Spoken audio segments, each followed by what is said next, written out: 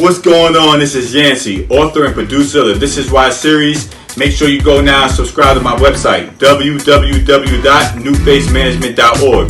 This is why you go to college. This is why you go to college. Hey yo, this is why you go to college. New Face Ent.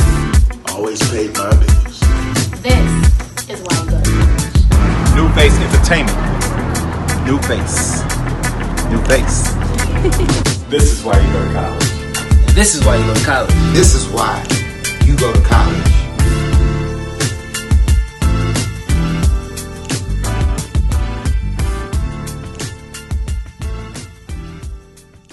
Sir, had to make sure we get this in. I know you're about to go to New Orleans, but you know the people need to know. People need to know. I'm happy you out here, man. Really investing in this. Cool, man. I see you really doing it. I thought you were gonna be up here with just one iPhone. Nah. you really putting something together. Yeah, man. it's a lot of work, man. But you know, it's about you today. You know what I'm saying? So introduce yourself to the camera. Let them know who you are. I'm attorney Jaaye, Person-Lynn. Quintessence 5, Hampton University, 2004. Graduated from Howard Law in 2007. Shout out to Westchester High School in 2000. We got to Hampton kind of deep. We were 4 deep my year. And now I'm out here being an abolitionist, fighting for justice.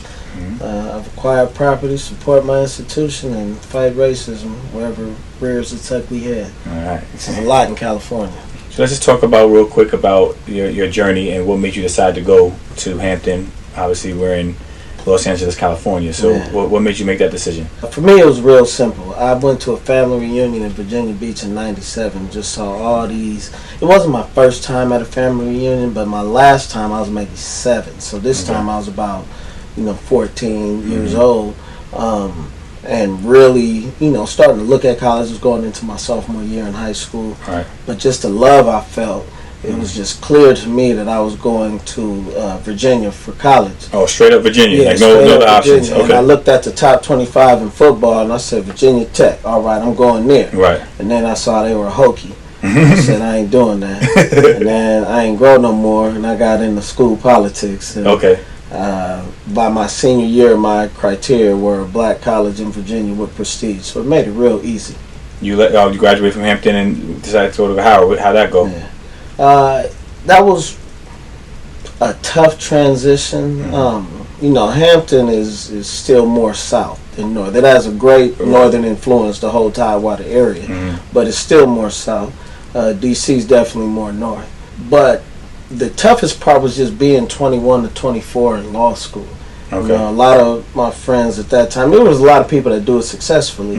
I would have been a much better student had I went to law school like 27 through 30. Right, okay, But I'm happy I made it through. Those relationships are great. I'm headed out to the National Bar Association Conference in New Orleans, and Howard Law is like the in crowd in the NBA because, it started 93 years ago, so back then Howard Law was producing like half to most of the black attorneys anyway. Yeah.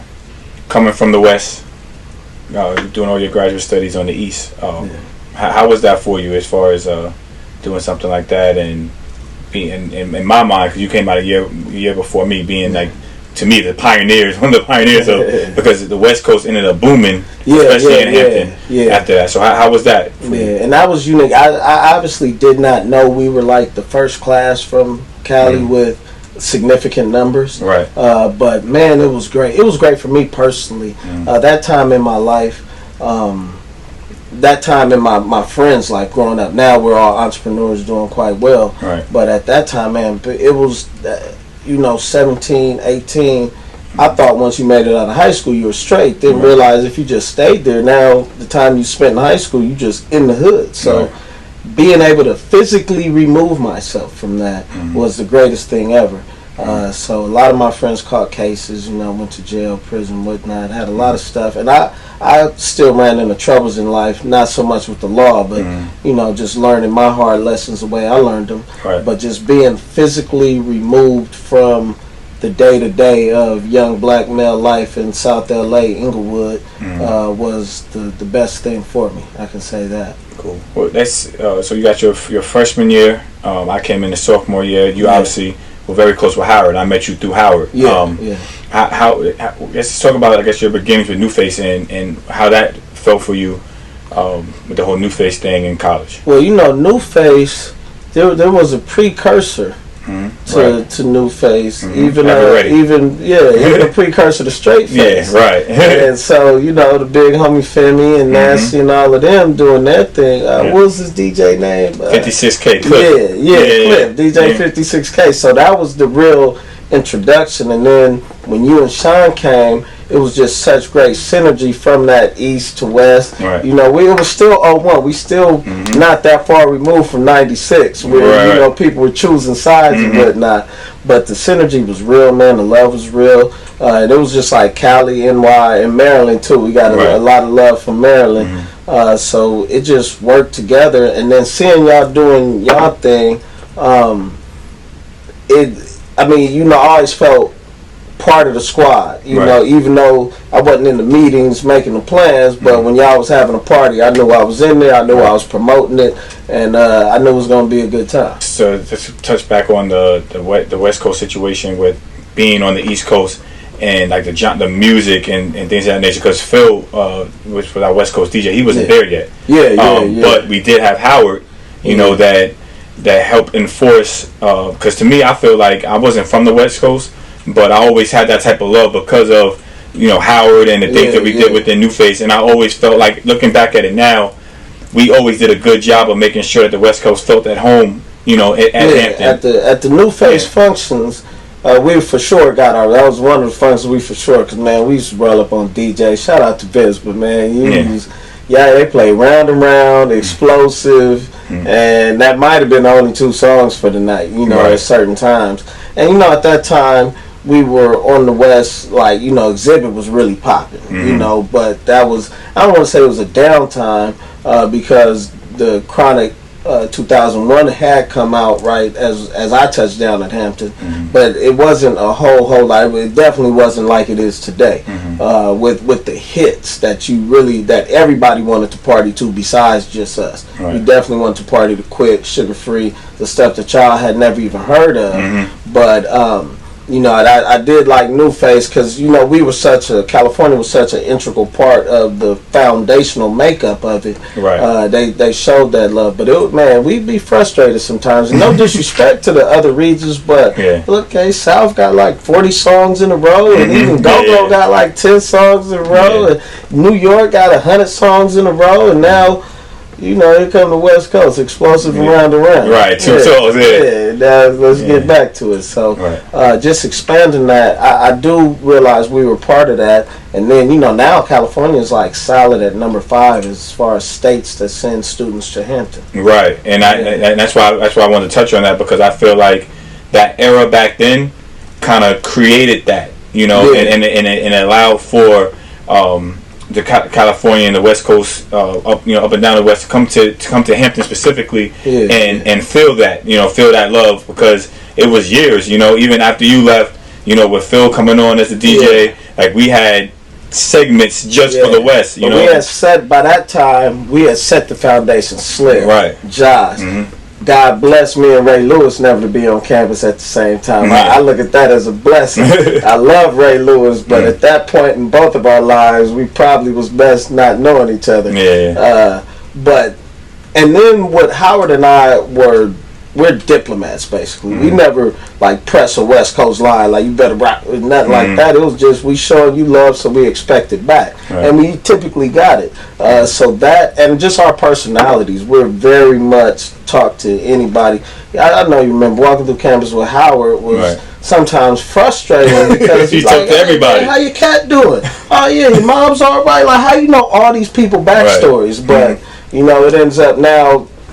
For his professional life, it ends up working to that benefit. It makes complete sense. But that was the type of person he was, and the type of person I was, and we were always about having a good time, showing love, and we love the East Coast. We love that whole get down. So to have that blend and to be on the forefront, at least in this community, of really bringing that West Coast vibe and that spirit, and the house parties we used to throw, it was love. I don't even know, man. Man, the boys before y'all was wild. Yeah, I know. It was a different genre back then. Man, we gonna have them. Yeah, we got two live crew type stuff. Yeah, I know. Yeah. They were wild. They gonna talk about it. They out in Panama together. I've visited Femi out there a couple times. Femi and Cliff, they're down together down there, and they're gonna do a joint interview and send it up. Yeah. So they're gonna touch on all that. Man. Yeah. Their parties were different. Stripper parties and limos and all that. They whole get down. Yeah, so that was our introduction. Right. Then y'all came and almost corporatized, what they were doing, and just brought it to where more massive, because all that was underground. Right. Yeah, they were real underground with this stuff. Yeah. I mean, we tried to come above ground with the whole Mardi Gras idea, but that was as far as we kind of took it. Mardi Gras and the 6X party. That was really it. All right. So moving on. Let's just talk about being a lawyer and dealing with minorities, and I'm in law enforcement as well, and then trying to show people like another light. Yeah, well, let me just make this clear as well. Law enforcement. I guess I enforce the law, but on the law enforcers. We're on the law side, I would say. Yeah. But I don't want nobody out there thinking I'm law enforcement. I'm not at all. Yeah. Law defense. Defense. Right. Defend. But let's talk about it though. Let's talk about what you wanted to reach out there and let people know as far as like how you feel and what your platform is. Oh, definitely, man. And having that institutional support from a Hampton University. I'm in touch with over 400 Hamptonians here in the LA area. Right.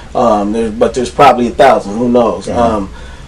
The institutional support of a Howard University School of Law, and knowing that I went to the same institution as a Booker T. Washington, as a Thurgood Marshall, I really have that charge. And to continue that mission, as Charles Hamilton Houston, who was a dean of Howard Law, termed it a social engineer.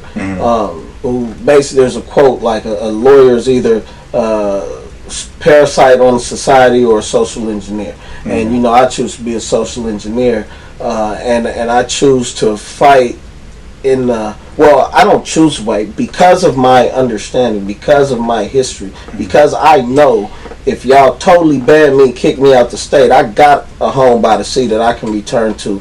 And so my family's out there too. On top of that, we got land out there. So I don't come from a position as if I'm weaker than, I'm less than, minority.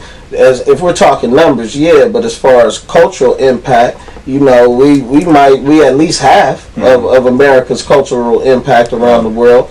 And I also don't use the terms. I very rarely you'll hear me say minority, people of color when I explain to people about slavery and what was going on, and then seeing the conditions. I actually did not account for the psychological effect it would have on me, seeing so many black men incarcerated so much, because of that 125,000 total prisoners in California, 6,000 are women, 119,000 are men. Right. So that's just a lot of black men, over 25,000 extra in the system, and no other community is like that. So we can say black and brown, but brown makes up like 46% of the state and like 49% of the prison population. Right. If they were 5 times their population, the whole prison population would be, it'd have to be double what it is to make them 5 times of their overrepresentation.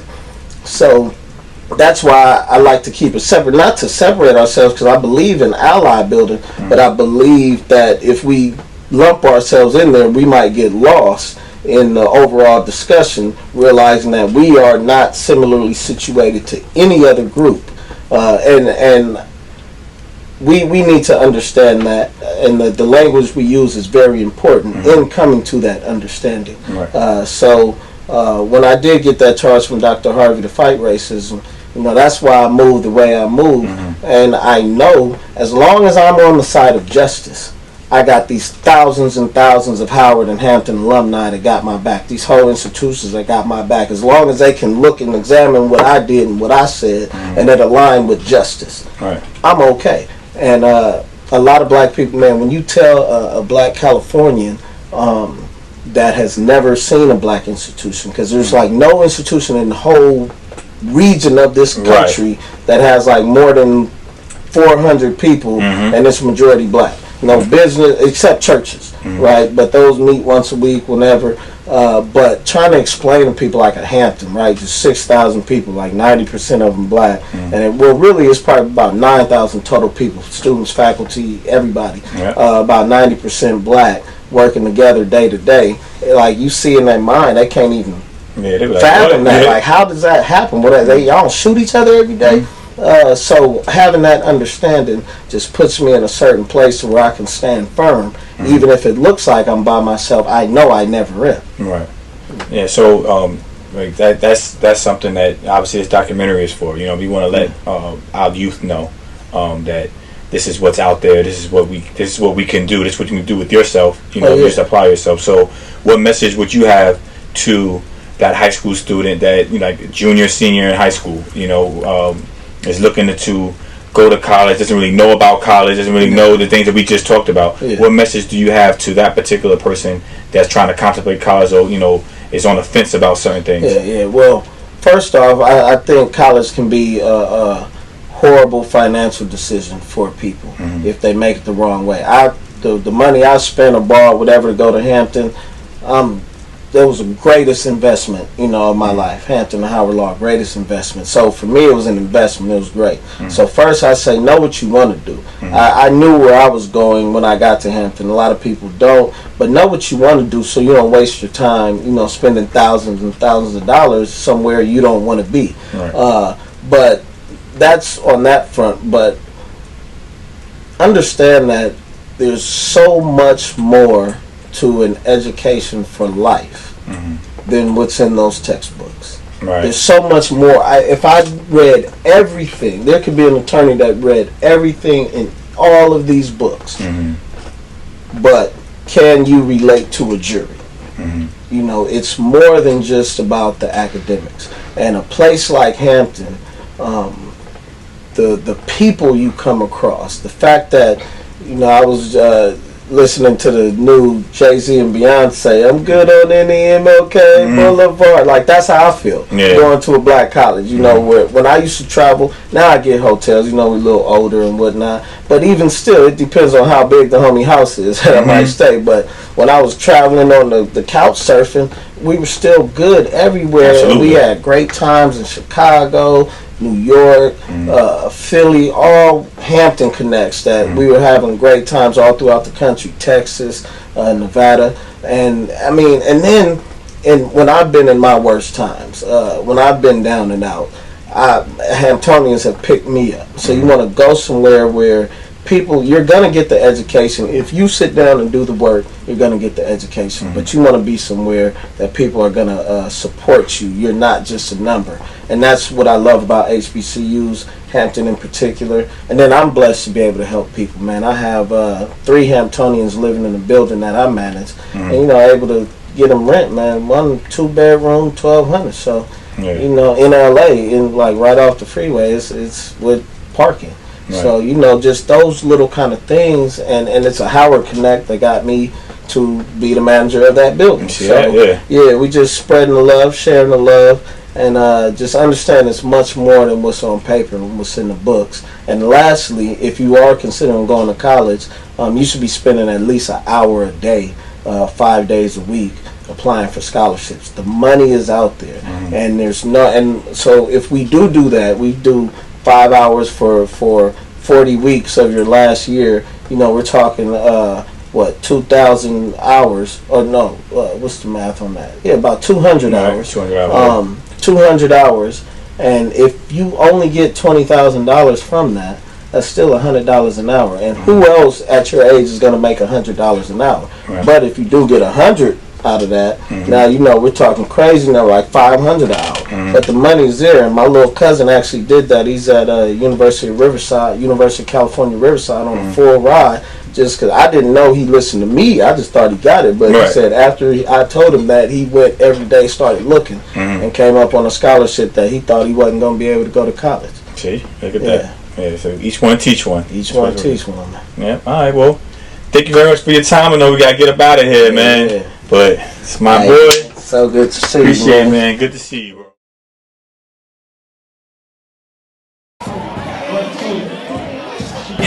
Saturday, March 24th, 2007, we had the Legion, the Blue Ice Jump Over, Phi Beta Sigma Fraternity Incorporated, Alpha Phi Alpha Fraternity Incorporated.